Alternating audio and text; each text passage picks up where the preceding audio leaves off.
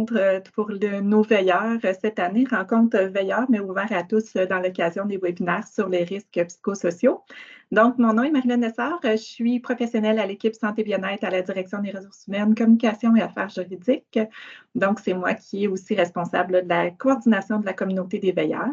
L'atelier d'aujourd'hui fait partie de nos ateliers veilleurs ouverts à tous, donc qui portent sur les facteurs de risques psychosociaux.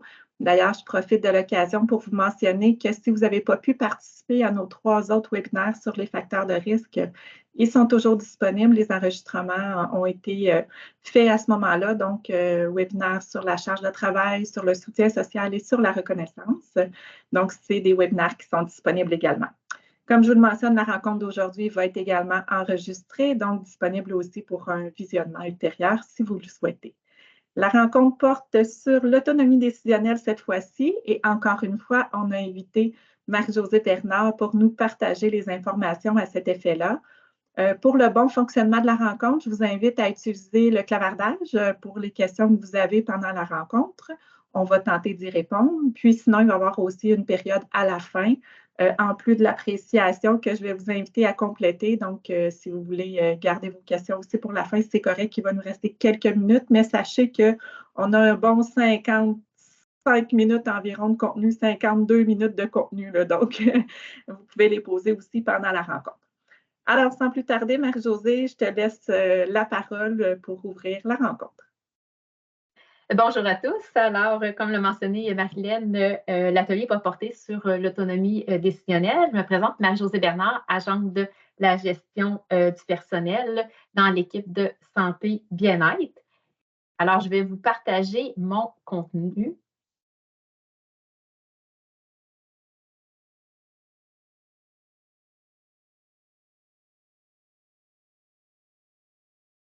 Juste un instant.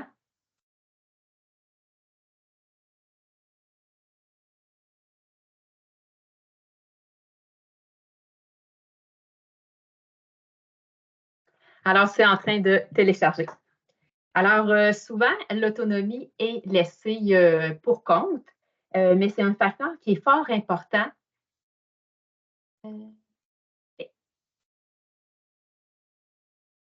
Il est sur le document est en train de télécharger.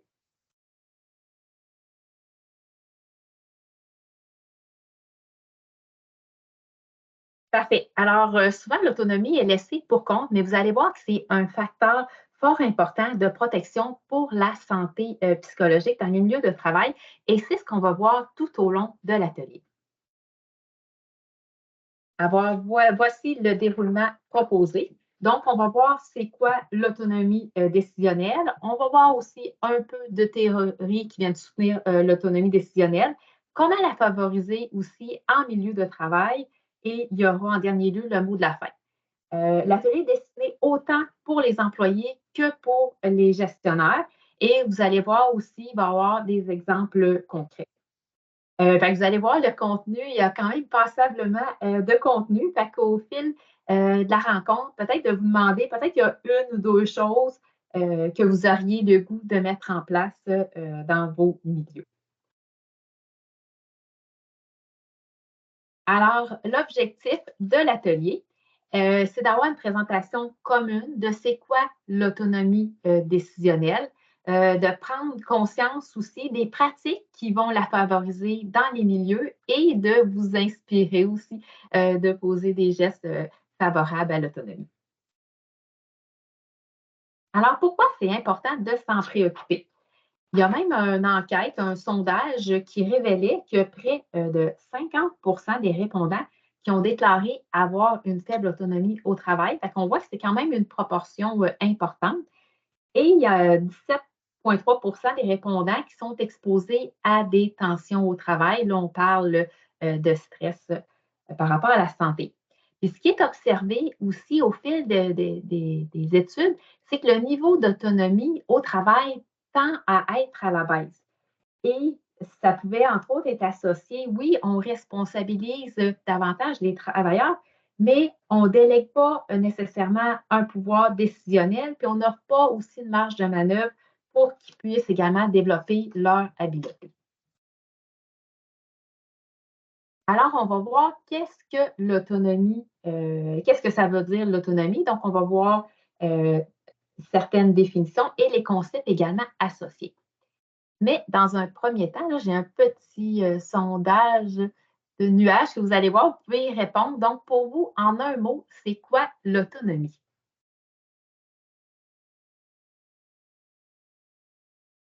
Normalement, vous devriez voir apparaître quelque chose dans votre écran et vous pouvez y répondre.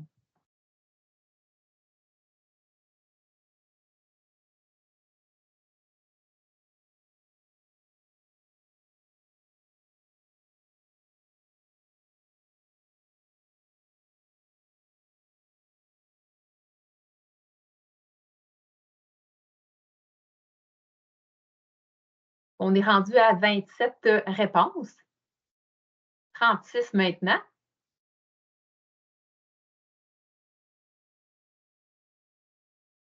Est-ce que tout le monde le voit bien à l'écran, les mots qui ressortent? On le voit, Marie-Josée, là, ça apparaît dans le Oui, milieu de l'écran. parfait. Donc, merci de la réponse. Alors, ce qu'on voit à plusieurs égards, on voit le mot pouvoir qui ressort de manière un peu plus importante. On voit aussi décision qui ressort aussi. Ensuite, quel autre mot? Liberté. Fait que pouvoir, décision, liberté, confiance, ça semble être les mots qui ressortent de manière plus importante.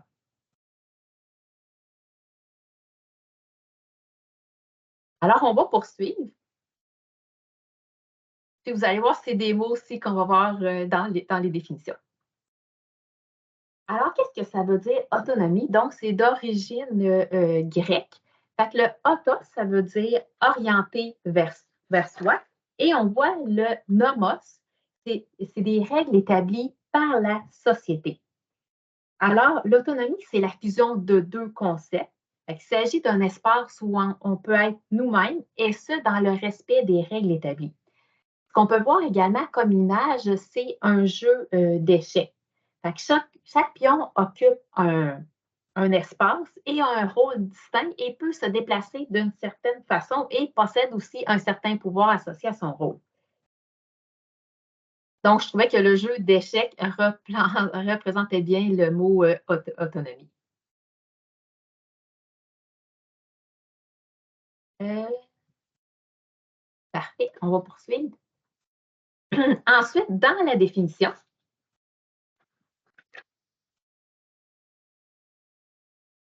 ce qu'on retrouve dans les deux principales définitions, il y a celle adaptée de la CNSST et celle de l'INSPQ. Donc, tantôt, vous avez un des mots qui est ressorti, en gros, c'est décision. Prendre des décisions, ça en fait partie. On voit aussi dans celle de l'INSPQ, il parle d'un certain contrôle. Donc, ça y fait référence également. Et on voit qu'on peut utiliser notre créativité, utiliser et développer ses habiletés. Ça en fait partie également. Dans les composantes, ce qu'on retrouve, donc, il y a l'autorité décisionnelle, donc c'est davantage en lien avec le contrôle.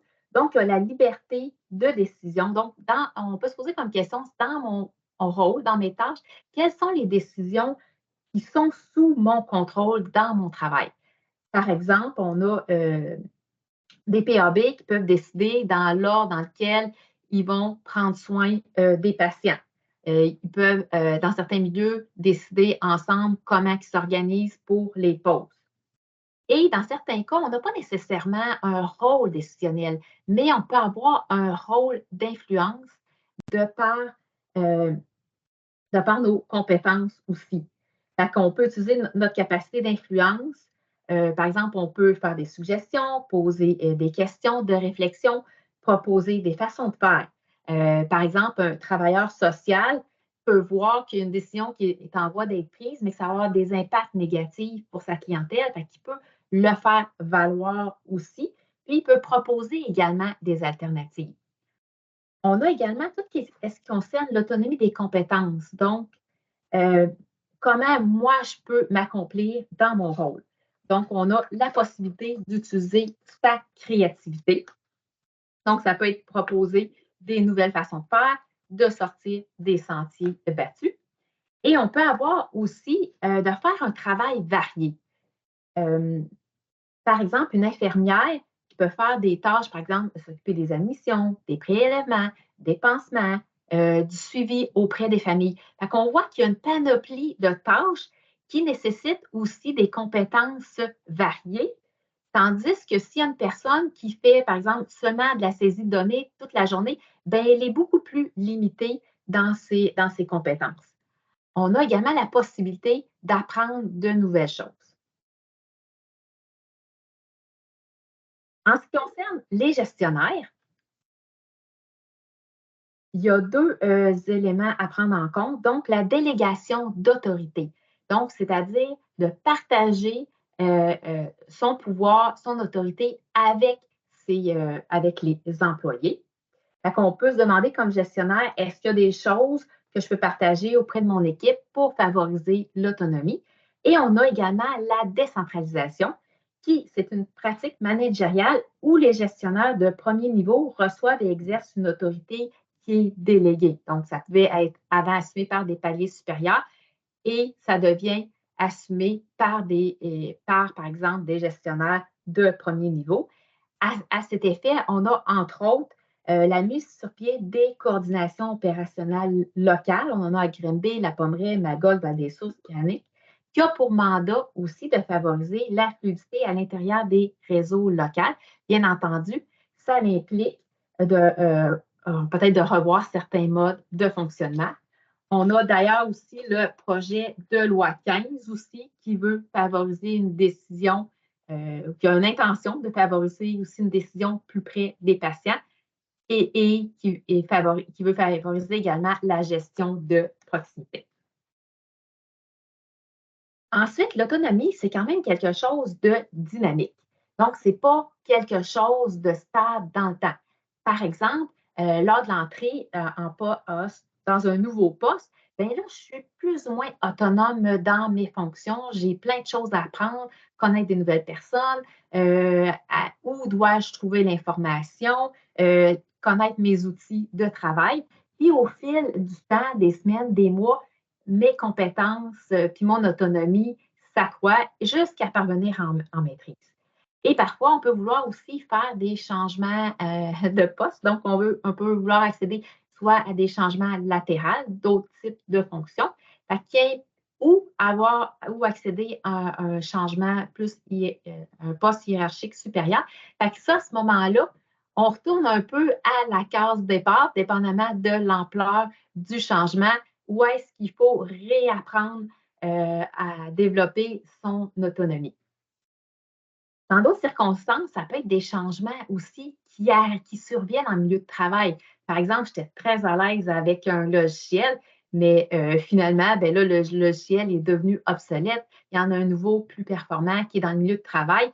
Bien là, mes compétences avec le logiciel sont à améliorer et à ce moment-là, je me développe également. On a également les limites de l'autonomie.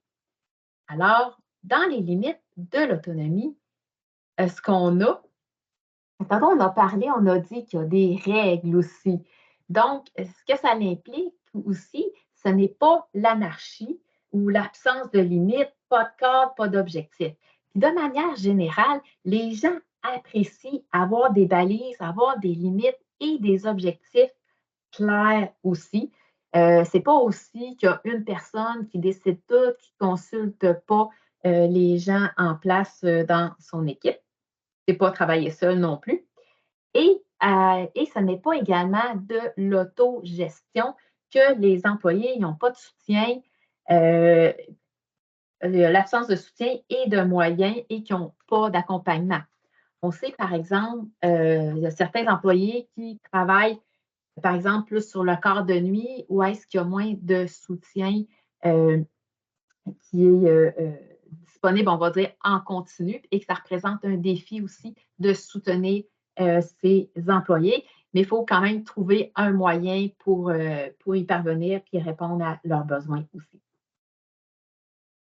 Pour conclure, l'autonomie, ça implique de fonctionner dans un cadre donné avec des règles, des objectifs, puis ça implique aussi de donner du soutien. Maintenant, on va voir un peu de théorie. Alors, vous avez eu vous avez eu les webinaires, entre autres, sur la charge de travail. Puis, il y en a eu un également sur le soutien social. Puis là, aujourd'hui, on en a un sur l'autonomie. Fait que là, vous allez voir le modèle contrôle, demande, soutien reprend ces trois sujets, entre autres. Alors, je vais vous le présenter. Donc, dans la demande, dans l'axe inférieur, on voit la demande qui fait référence à la charge de travail. Donc, ça correspond à la demande psychologique, la quantité de travail à faire, la complexité et les contraintes de temps. On voit le contrôle qui correspond à l'autonomie décisionnelle, puis aussi la possibilité d'utiliser nos habiletés et nos compétences. Et on y voit également le soutien, donc c'est l'aide et la collaboration disponible dans le milieu. Alors, ce qu'on peut voir, c'est dans un milieu où est-ce que la charge de travail est élevée et qu'on a peu de contrôle et que le soutien social est faible. On est vraiment dans un travail qui peut être néfaste et dangereux pour la santé. Entre autres, on voit plus de maladies cardiovasculaires, de dépression, détresse psychologique, de la consommation également. Ça, c'est vraiment la zone dangereuse. Et ce qu'on peut voir également, des fois, la demande elle peut être faible, puis le contrôle peut être faible. Là, on a plus un rôle passif. On peut même aussi être amotivé aussi. Et on voit également que la demande peut être faible et le contrôle élevé, qu'on peut posséder un bon niveau d'autonomie. Puis là, on va être détendu dans notre travail. Puis on voit aussi que la demande peut être élevée avec une autonomie élevée. Ça va être une zone de travail qui va être saine pour la santé, puis on va avoir un rôle actif.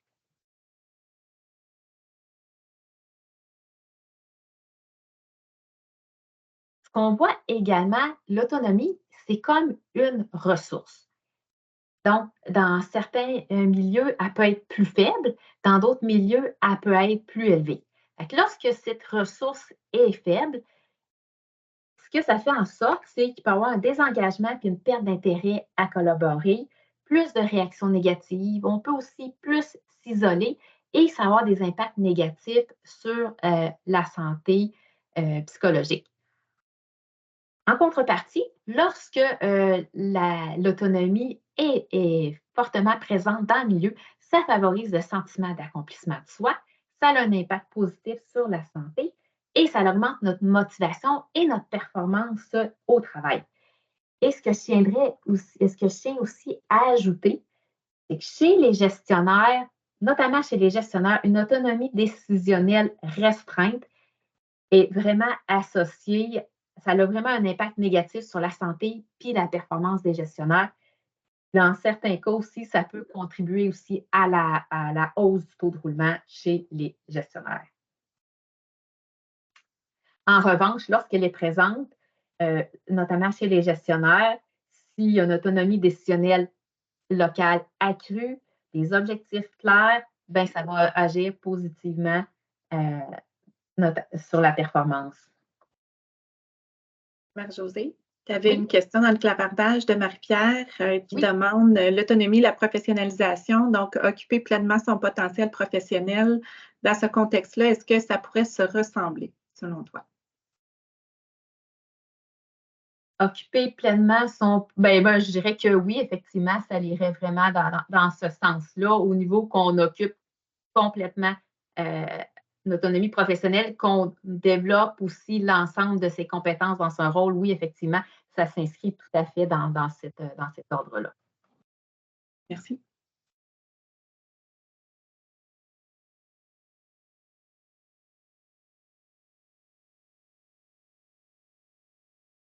Parfait. Là, maintenant, je vais quand même essayer d'y aller assez bref sur ce sujet et la théorie de l'autodétermination.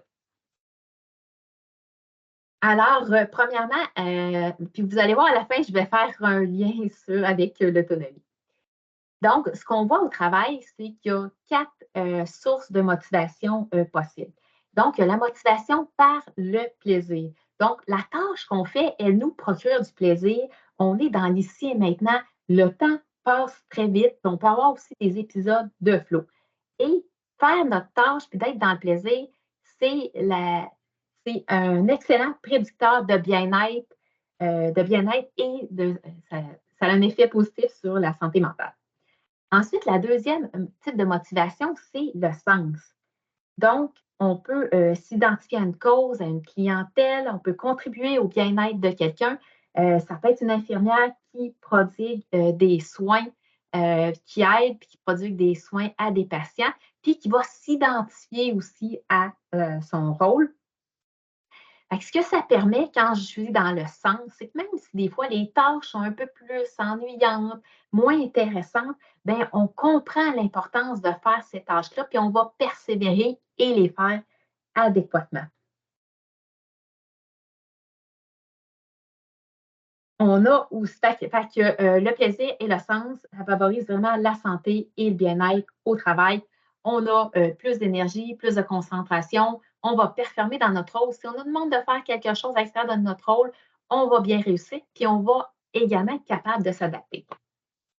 Tandis qu'on a 2 autres types de motivation qui sont un petit peu moins saines. Donc, il y a le troisième type, c'est par l'orgueil. Donc, mon estime va dépendre de ma performance. Ça, c'est moi-même qui me mets de la pression interne. Quand je réussis, je m'attribue de la fierté, mais quand je ne réussis pas, je suis plus dans la punition, la honte, la culpabilité. Celle-là, on la veut de manière plus modérée ou faible. Par exemple, quelqu'un qui veut occuper un poste de gestionnaire pour satisfaire son ego. On en serait un exemple. Et le 4e type de motivation, c'est les récompenses. Donc, c'est la recherche de récompenses pécuniaires ou de vouloir de la reconnaissance à tout prix de nos collègues, de vouloir une approbation sociale. Celle-là aussi, on la veut faible. Alors, à quoi ça conduit ces 2 types de motivation-là? Plus de burn-out, distraction, performance minimale. Il peut y avoir des comportements antisociaux comme tricher, mentir. On est moins adaptatif. Puis il peut y avoir aussi plus de consommation de psychotropes pour être capable de faire son travail. Fait qu'on est plus ici dans le je dois. En haut, on est plus dans je veux faire quelque chose. Alors, qu'est-ce qu'on veut? On veut augmenter le plaisir et le sens. Et pour ça, ce qu'il faut, c'est répondre à 3 besoins psychologiques essentiels qui sont l'autonomie, la compétence, l'affiliation. Quand les besoins sont moins satisfaits, bien là, on va plus se rabattre, entre autres, sur des motifs compensatoires comme l'orgueil et la récompense.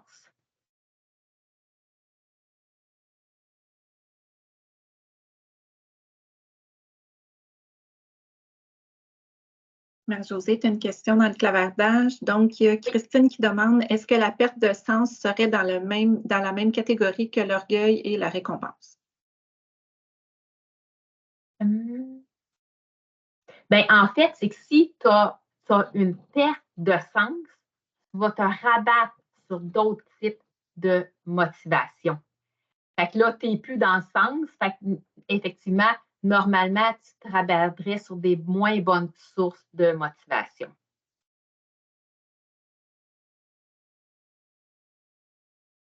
Alors maintenant, on va voir sur comment favoriser l'autonomie décisionnelle.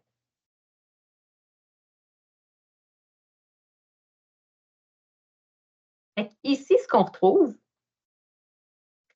là, on voit ici dans cette section-là, qu'est-ce qui fait en sorte qu'il y a une plus faible autonomie ou ça va être quoi les facteurs qui vont contribuer à une plus faible autonomie décisionnelle? Donc, il y en a qui sont plus reliés à l'organisation du travail, donc l'imprévisibilité trop fréquente des demandes, le manque de planification, s'il y a des ajouts de mesures de contrôle qui sont plus abusives ou non justifiées, si on n'a pas de marge de manœuvre dans nos objectifs, dans nos méthodes de travail, si on n'en a pas non plus pour la gestion de nos horaires, une faible participation aussi aux décisions, si on n'a pas possibilité aussi de prendre des initiatives dans notre milieu, si on reçoit des ordres trop fréquents de notre gestionnaire et un ton de voix autoritaire. Ça contribue à une faible autonomie décisionnelle. En revanche, ici, ce qu'on voit, ici, on voit des indices d'une forte autonomie au travail. Vous pouvez vous demander, dans vos milieux de travail, est-ce que ces indices-là sont présents ou que peut-être certains sont absents? Je vais en aborder seulement quelques-uns. Donc, ici, on parle d'avoir la possibilité aussi de moduler ses objectifs pour pouvoir tenir compte du travail réel qui est effectué. Parce que des fois, il y a qu'est-ce qui est sur papier, mais qu'est-ce qu'on vit réellement, il peut y avoir une différence. Donc, de pouvoir modifier ses objectifs, ça en fait partie. Ensuite, en ce qui concerne des délais, bien entendu, au travail, il peut arriver des imprévus. C'est sûr qu'à ce moment-là, d'avoir la possibilité de modifier ces délais, c'est une bonne pratique. Entre autres, on a vu au mois de décembre qu'il y a eu les grèves aussi. Ça peut avoir pour effet de retarder certaines activités ou décisions. On peut avoir également des enjeux cliniques où est-ce qu'on a besoin de consulter pour prendre une décision délicate, qu'on a besoin d'être appuyé. Ça peut retarder les délais. Dans la gestion du temps aussi, donc, de pouvoir avoir accès à des horaires variables, possibilité de prendre des pauses selon les besoins et d'avoir aussi son mot à dire dans son horaire. Donc, dernièrement, il y a eu dans plusieurs milieux aussi les horaires agilité qui ont été instaurés, qui sont favorables aussi à l'autonomie. En dernier lieu aussi, que je voulais mentionner, d'avoir des consignes souples et d'avoir des procédures qui vont servir de guide.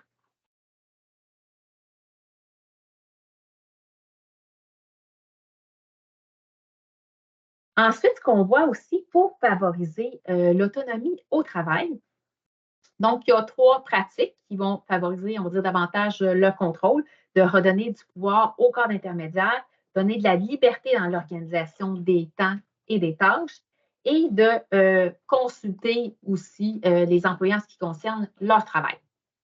On a également tout ce qui concerne davantage le développement des compétences, déléguer des tâches, des mandats, développer ses compétences et stimuler les initiatives. Chacun, on va les voir un peu plus en détail dans les pages suivantes. Alors, ici, ce qu'on voit, le premier, redonner du pouvoir décisionnel au corps intermédiaire. Ça, c'est le facteur le plus important pour prédire l'adoption de pratiques de gestion favorables à la santé, notamment chez les gestionnaires. Qu'est-ce que ça nécessite? Ça nécessite un climat de sécurité psychologique. Les gens doivent se sentir libres de pouvoir parler, de ne pas perdre la face. Et également, les gestionnaires aussi doivent recevoir du soutien. Les cadres qui ont une forte autonomie, ils ont plus de soutien de leurs supérieurs et de leurs collègues. Le soutien pour les gestionnaires est quelque chose d'important. On voit aussi donner de la liberté dans l'organisation des tâches et du temps. Donc, on peut permettre aussi aux employés de choisir les façons d'organiser leurs tâches, avec quels outils qu'ils veulent travailler, établir aussi des échéanciers, à avoir aussi un cadre assoupli. Puis, ça peut être aussi l'aménagement du temps de travail. Par exemple, aussi, on peut avoir des employés qui rencontrent. Je vois qu'il y avait une question. OK, je vais finir là-dessus. Donc, il peut y avoir aussi l'aménagement du temps de travail. Donc, par exemple, ça peut être quelqu'un qui vit une situation personnelle, une séparation, puis qu'il faut qu'il aille reconduire ses enfants le matin. Bien, c'est sûr qu'un gestionnaire qui permet un certain assouplissement à l'horaire, ça va être favorable plutôt qu'un gestionnaire qui va être davantage dans la micro-gestion. Assouplir aussi les mesures de contrôle. Aussi, on est dans un domaine aussi où est-ce qu'il y a quand même pas mal, qu'il peut y avoir plusieurs règles, des lois, des règlements qui proviennent, ça peut être des ordres professionnels, des directives gouvernementales, ça peut être des règles aussi, des façons de fonctionner dans le service ou le département. Puis à certains égards, on peut se questionner aussi sur la reddition des comptes. Est-ce que cette reddition des comptes est utile? Est-ce qu'on peut revoir la fréquence également? Et aussi permettre aussi une certaine gestion des priorités. Donc, permettre aux employés euh, de pouvoir travailler aussi selon leur énergie, leurs préférences, tout en accomplissant leur travail.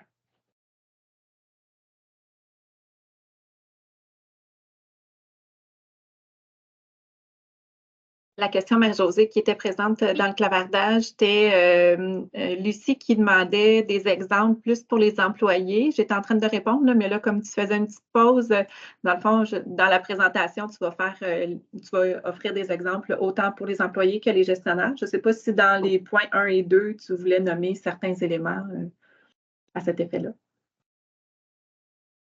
En ce qui concerne les employés, bien, c'est sûr, le premier point concerne davantage les gestionnaires. Le deuxième point aussi, comme chaque employé aussi peut voir c'est quoi la latitude que j'ai dans mon rôle, c'est quoi les méthodes aussi que je peux décider. Donc, ça n'incombe pas seulement aux gestionnaires. Chaque employé peut prendre aussi cette responsabilité-là ou à faire des choix dans son travail, puis c'est de se placer, puis de voir les choix qui me sont accessibles et possibles aussi. C'est comme dans la gestion des priorités, je peux avoir un rôle à jouer et proposer aussi des choses. Je ne sais pas si ça répond à la question. Puis on va en avoir d'autres aussi dans les pages suivantes. Merci. On a aussi la consultation des employés sur les décisions qui concernent leur travail. Quand est-ce qu'il faut les consulter, notamment quand ça concerne leur travail? On peut aussi parler des processus aussi de décision. Est-ce que c'est une rencontre dans laquelle je vais consulter les employés? Est-ce que les employés vont avoir un poids décisionnel également?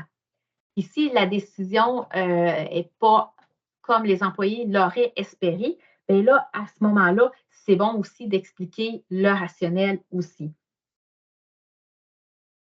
Aussi, ce qu'on voit, il peut y avoir aussi des espaces aussi de discussion. Par exemple, il peut y avoir des rencontres, il peut y avoir des comités, il peut y avoir des ateliers de travail. Comme employé, je peux profiter ou saisir ces fenêtres d'opportunités-là pour faire valoir mon point de vue, puis pour influencer positivement mon travail de manière constructive.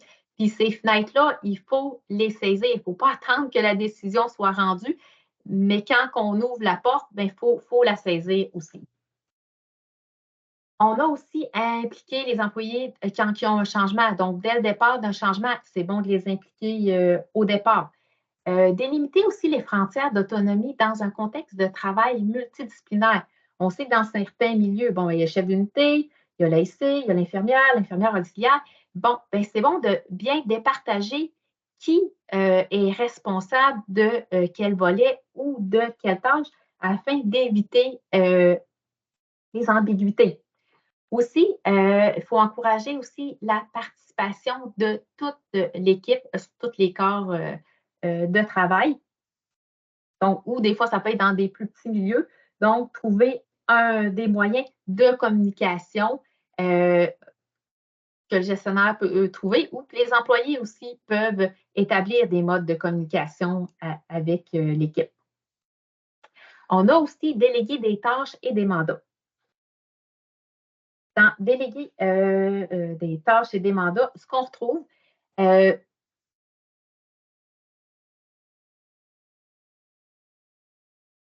entre autres, ce qu'on a, il faut déléguer, on peut, comme gestionnaire, on peut alléger la charge de travail qui permettent aussi la reconnaissance des compétences des employés, puis d'en développer des nouvelles. Mais ce qui est important, c'est de choisir, bon, mais c'est quoi la bonne tâche ou le mandat à la bonne personne, de la bonne façon, au moment opportun. Il y a quand même quelques questions à se poser. Donc, c'est quoi les tâches à déléguer? Est-ce que ça va alléger ma tâche? Est-ce qu'il y a un risque aussi? On a aussi dans les bonnes pratiques, bon, c'est quoi les compétences qui sont requises? La compétence, est-ce qu'il est dans l'équipe? Est-ce que quelqu'un a un intérêt? Est-ce qu'une personne a le temps? Et quelles sont les réactions que je peux anticiper? Et aussi dans les pratiques pour favoriser l'autonomie. On a aussi développé les compétences pour favoriser le cheminement de carrière. Ça implique aussi de connaître ses employés, puis aussi d'un point de vue un peu plus employé, bien, ça implique aussi de bien se connaître aussi. Pour ça aussi, il peut y avoir les rencontres d'appréciation des contributions individuelles. Et puis, on peut utiliser aussi, il y a un formulaire aussi à cet effet qui peut être utilisé pour le compléter. Puis, dans ces rencontres-là, de parler de nos intérêts, de nos aspirations aussi. Et aussi, on a aussi mettre à profit les forces puis les intérêts aussi des employés. Donc, ça peut offrir des mandats en fonction des intérêts des employés, mais un employé aussi peut mentionner qu'il aimerait ça, travailler sur tel mandat. Puis, on a aussi un sondage aussi que les gens peuvent faire aussi sur les forces pour bien connaître c'est quoi leur force en milieu de travail. C'est un sondage qui est validé et reconnu. Fait que je vais aller aussi à soutenir les employés dans leur développement. Donc, dans certains cas, ça peut être d'offrir des rétroactions constructives, d'offrir du soutien, de l'aide, des ressources.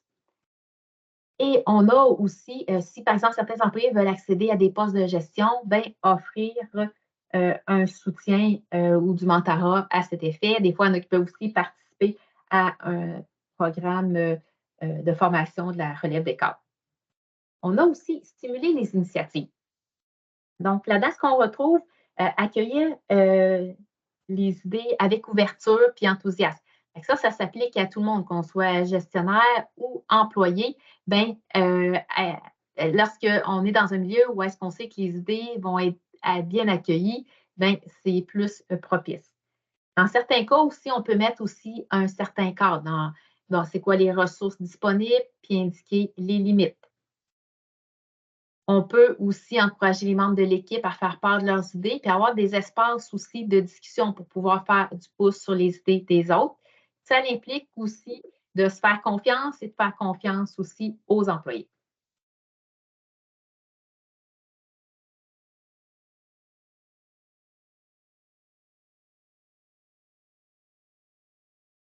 Une suggestion qui est intéressante, Myrthe, qui propose de stimuler les initiatives, peut être aussi fait lors des stations visuelles, le travail avec les stations visuelles, donc de solliciter la participation des gens de l'équipe, puis de stimuler les initiatives. C'est un bon exemple, effectivement. Oui, effectivement, c'est un très bon exemple. Ici, ce qu'on a, là, c'est plus pour favoriser l'autonomie décisionnelle des cadres. Donc, on a valorisé les décisions qui vont être prises localement près des patients. Donc, ça implique aussi la confiance et la loyauté. Des supérieurs aussi qui vont guider, mais qui vont laisser aussi les gestionnaires prendre les décisions. Ça implique aussi un dialogue en continu quant à la responsabilité et à l'imputabilité. Puis tout ça s'inscrit dans une perspective où est-ce que les gens peuvent développer leurs capacités.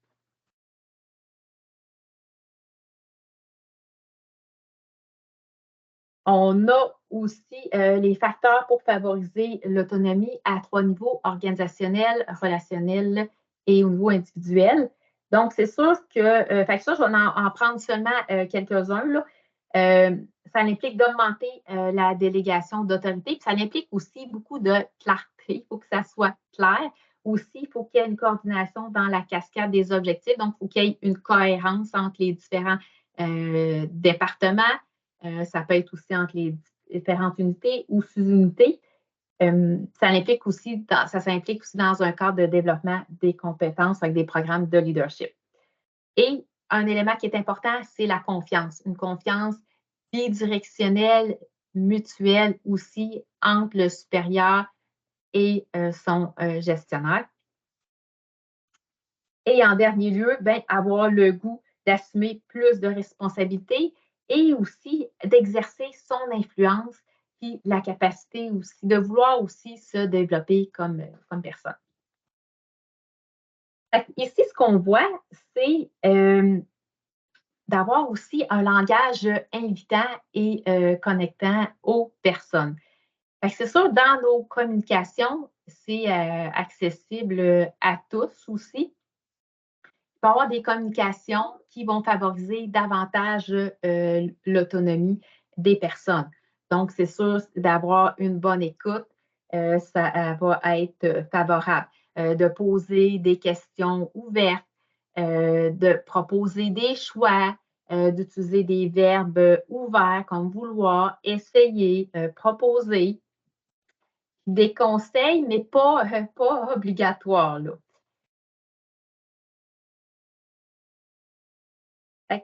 Ici, ce qu'on voit, c'est une boîte à outils qui a été faite par le Mouvement Santé mentale Québec. Il y a plusieurs outils vraiment clés en main qui peuvent être faits autant pour les gestionnaires, ça peut être sur une base des exercices individuels, en groupe, ou il y a des fiches d'information aussi.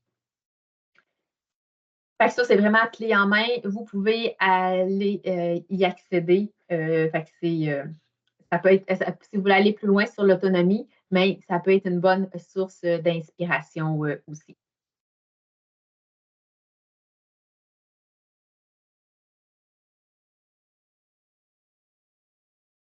Alors ici, on voit un exemple concret. Je vais vous présenter très succinctement. Ça a été, il y a des employés qui avaient une insatisfaction, on va dire, par rapport à l'horaire de travail, puis qui sont allés voir leur gestionnaire et qui ont proposé un nouvel horaire, puis qui l'ont mis en place. Puis ça a eu comme effet de favoriser, entre autres, la créativité, l'autonomie, l'esprit d'équipe, puis ça a eu aussi pour effet d'avoir une meilleure conciliation travail et vie personnelle. Fait que l'article va être déposé aussi dans la conversation et vous pourrez le lire un peu plus en détail.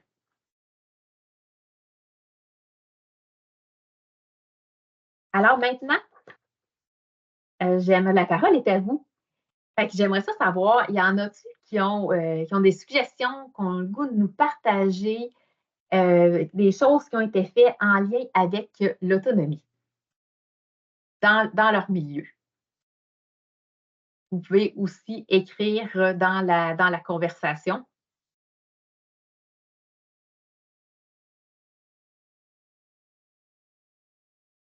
On a Myrthe. Oui, ben, j'aimerais ça si vous pourriez revenir à votre diapositive, le 2 diapositives, je pense, avec les suggestions de questions ou pour les discussions. Oui. Si c'est possible. Certainement.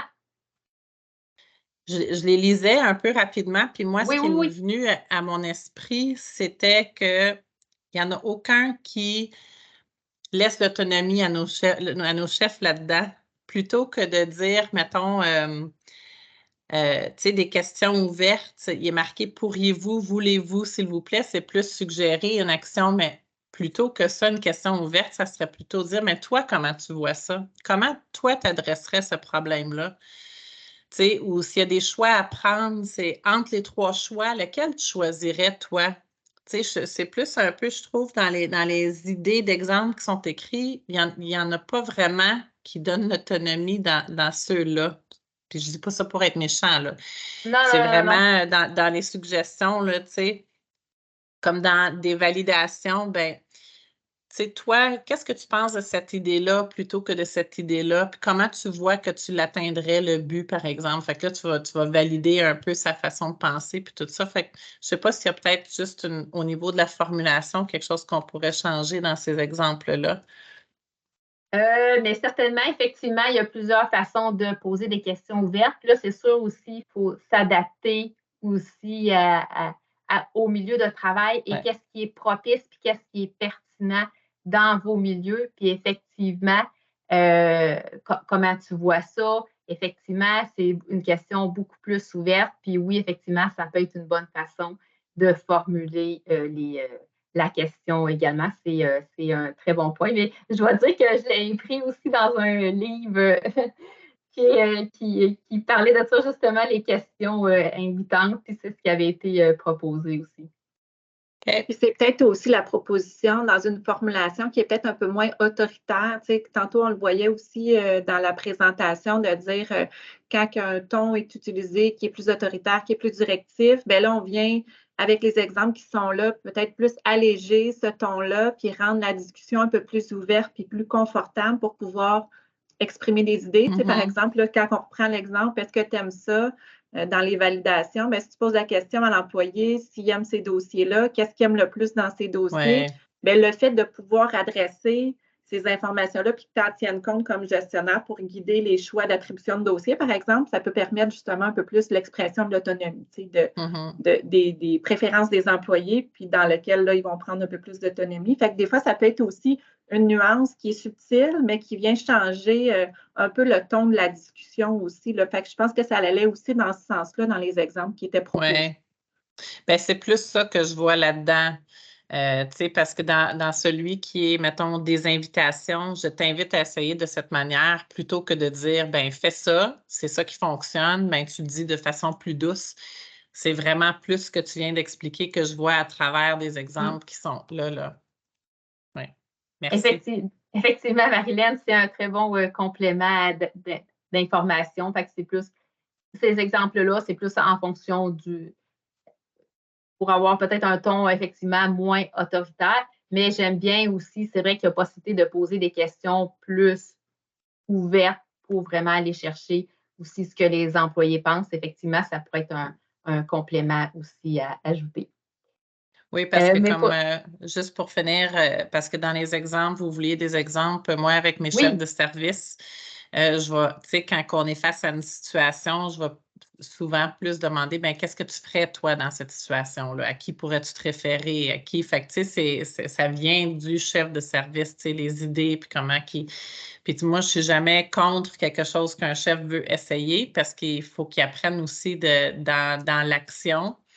Des fois, il y a des choses qu'on n'a pas le choix de descendre, mais d'autres fois où on a besoin de descendre un objectif, mais comment tu veux y atteindre, ça t'appartient. Là, fait que c'est à toi de décider quelle étape tu veux faire pour y arriver, mais cet objectif-là, il faut l'atteindre.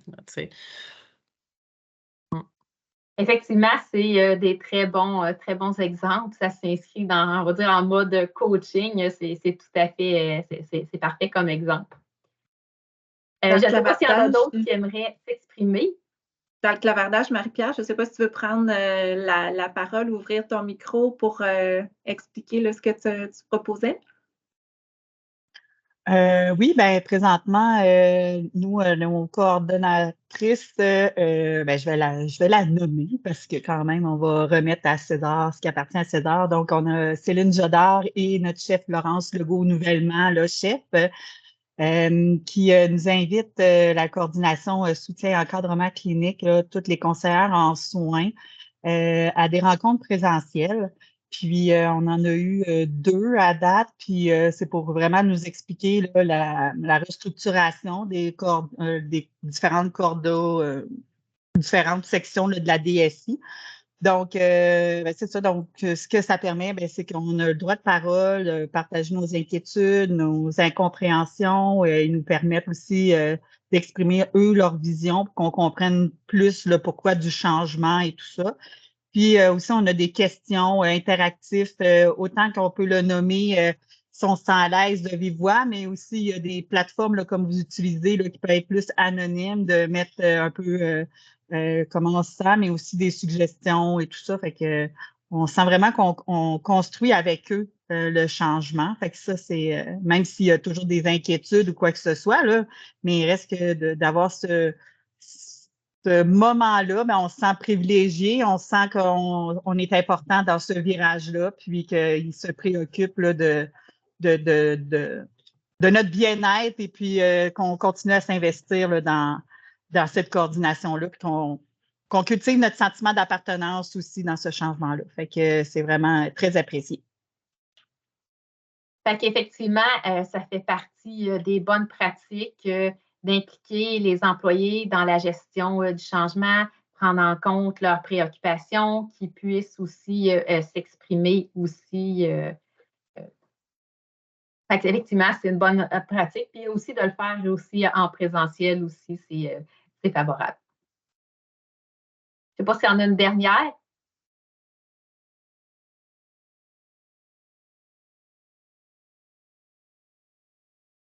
Parfait. Alors, je vais poursuivre. Pour conclure,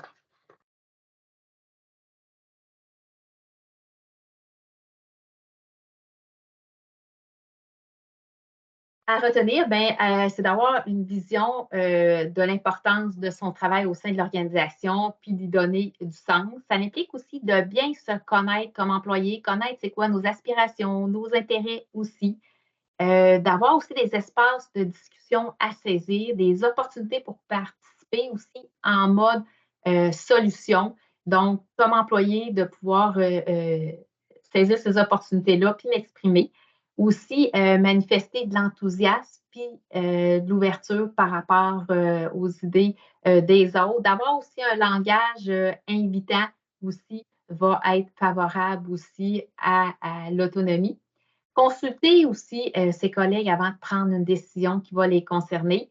Démontrer aussi de la flexibilité, puis faire confiance à ses compétences puis aux compétences de nos collègues. Je vais plutôt ici aller à votre défi.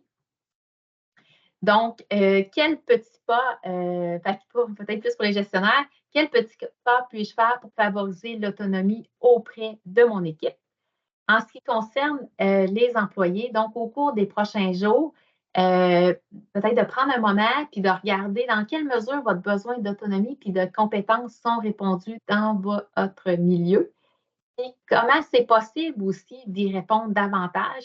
Ça peut impliquer aussi d'aller voir votre supérieur ou d'aller voir vos collègues pour peut-être mettre en place certains changements si c'est ce que vous souhaitez.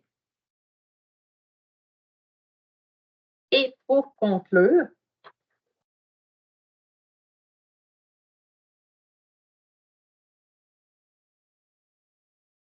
j'aimerais faire un lien avec le début de l'atelier. Je vous ai mentionné que souvent, l'autonomie peut être laissée pour compte. J'espère qu'au fil de la présentation, vous avez vu que vous vous êtes rendu compte de l'importance de l'autonomie au travail, puis que c'est un facteur déterminant pour la santé psychologique dans vos milieux. Je vais vous laisser sur une citation. Chaque personne dans l'organisation est une parcelle et une condition de réussite dans l'organisation.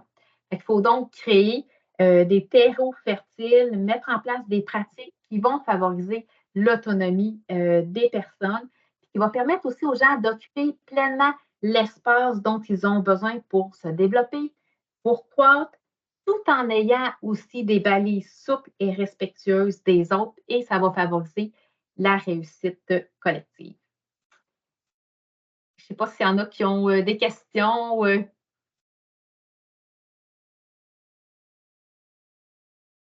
Questions, commentaires. Sinon, Marie-Pierre, oui? Bien, cette citation-là est vraiment, elle touche beaucoup, là, la partie conseillère en soins, volet préceptorat de mon côté. Puis, de voir l'autre dans son potentiel aussi en tant que collègue, entre employés aussi. Donc, on n'arrive pas tous au même niveau, pas tous avec la même expérience de vie, expertise aussi. Donc, de voir aussi notre motivation d'accueillir l'autre dans sa différence et ses défis et de l'accompagner pour qu'il se développe, là. Je pense que c'est aussi une bonne partie en tant que tuteur ou en tant que personne qui accueille, de se valoriser, se motiver aussi à accueillir l'autre, mais ça va faire la différence aussi pour les nouveaux employés qui arrivent puis qui se sentent une petite tige très fragile parmi cette grande forêt-là. Voilà. Merci Marie-Pierre, effectivement, oui, merci. Bien intéressant comme commentaire. On a une autre personne, Isabelle. Je ne pensais pas que c'était déjà à moi. Merci de votre présentation. Deux petites questions. Je n'ai pas pu voir les deux autres que vous avez faites avant. J'adore le fait qu'on ait un mélange de gestionnaires de tout horizon puis d'employés dans Moi, je vois quelques employés de ma direction. Moi, je suis directrice de santé publique. Je vois une gestionnaire. Parce que je pense que la solution à l'autonomie, c'est vraiment qu'on tous les paliers se mettent ensemble pour travailler l'autonomie.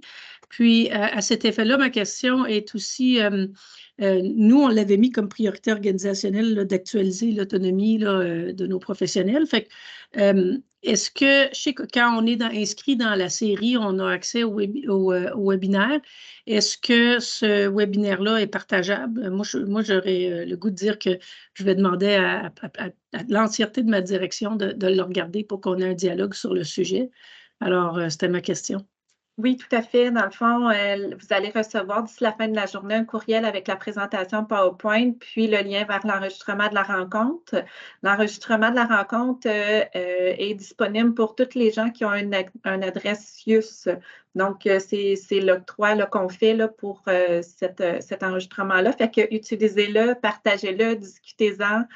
Donc, ça, il n'y a pas de problème là, pour le partage dans l'organisation. Donc, ceux qui ont des adresses comme moi, .med, il n'y a pas de SIUS d'inscrit, on ne peut pas le partager. Faudrait que je vois, mais dans le fond, c'est dans les attributions. Là, si ça ne fonctionne pas, Isabelle, on pourrait s'en reparler. Là, il y a toujours moyen de s'organiser. On peut inscrire les gens à la rencontre puis ils ont accès à ce moment-là. Là, mais là, c'est dans de la logistique. Fait que oui, on pourra s'assurer de pouvoir partager. C'est grandement partageable. Merci beaucoup. Voilà. Est-ce qu'il y a d'autres commentaires, questions? Sinon, on est rendu 12h56. On va conclure la rencontre avec la complétion de l'appréciation, s'il vous plaît. Je vous ai mis le lien, mais là, il y a eu plein de merci beaucoup de bonnes présentations. Mère-Josée, tu pourras aller voir l'ensemble de ces commentaires. Je vais recoller le lien pour l'appréciation pour que ce soit plus récent là, dans votre fil de clavardage. Prenez le temps, s'il vous plaît, d'aller compléter, entre autres, pour les prochaines activités. Ce webinaire-là terminait notre série de 4 webinaires sur les facteurs de risque psychosociaux. On veut encore vous en parler. On veut s'assurer de convenir de la bonne modalité pour le faire. Donc, vous aurez l'occasion de vous exprimer aussi là, dans l'appréciation pour voir si vous avez des suggestions, des propositions en toute autonomie que vous avez à nous faire pour qu'on puisse justement vous offrir d'autres opportunités là, avec vous pour discuter, vous offrir les bons outils pour discuter des facteurs de risque psychosociaux et avoir votre appréciation également de la rencontre. Donc, la prochaine rencontre aussi pour les veilleurs, réservée aux veilleurs cette fois-ci, la semaine prochaine, 18 janvier, va porter sur le deuil. Donc, face au deuil, le comprendre pour mieux rebondir. C'est encore possible de s'inscrire. Allez voir dans notre clavardage, dans notre équipe team, vous avez les liens pour vous inscrire. Puis sinon, en primeur, vous allez le voir dans une note de service qui va paraître sous peu, mais le 8 février prochain, dans le cadre de la semaine de prévention du suicide, on va également organiser un webinaire en collaboration avec 3 autres directions, dont la santé publique, sur la prévention du suicide dans les médias sociaux. Donc, ça va avoir lieu le 8 février, mais vous allez avoir une note de service qui va paraître là, cette semaine à cet effet-là. Fait qu'en primeur, je vous l'annonce, ce sont nos prochains webinaires qu'on va offrir. Alors, merci beaucoup, Mère-Josée, pour ce webinaire fort intéressant. Encore une fois, beaucoup d'informations qui nous ont été présentées de façon très pertinente. On a répondu au fur et à mesure aux questions que vous aviez. Si vous en avez d'autres, n'hésitez pas à utiliser le clavardage. On est encore attentif là, suivant la rencontre si vous avez des éléments que vous voudriez discuter avec nous. Sinon, on vous laisse compléter l'appréciation et vaquer à vos autres occupations pour l'après-midi. Alors, merci Mère-Josée, merci tout le monde pour votre participation, puis je vous souhaite une belle journée.